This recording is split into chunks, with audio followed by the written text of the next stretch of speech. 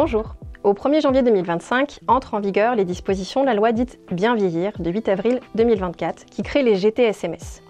Chacun le sait désormais, adhéreront de manière obligatoire à un GTSMS ou à un GHT, les EHPAD publics autonomes, sauf à justifier de particularité, et adhéreront à un GTSMS de manière facultative, les EHPAD gérés par un établissement public de santé ou un centre communal ou intercommunal d'action sociale.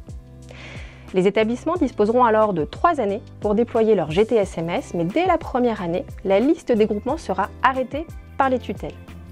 Souvent comparé au GHT, le GTSMS s'en éloigne dans sa mécanique juridique.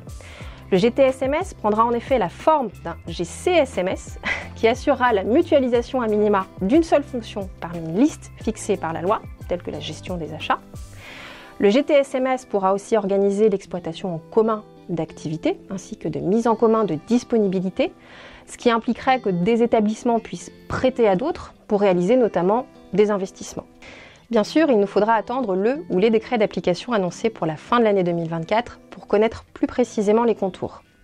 Il est de surcroît nécessaire que ces décrets clarifient la gouvernance et en particulier le rôle du futur directeur du GTSMS qui interroge et qui préoccupe, l'articulation avec les coopérations préexistantes et qui intègrent souvent des acteurs privés locaux, ou encore le fonctionnement financier et les engagements des membres en la matière.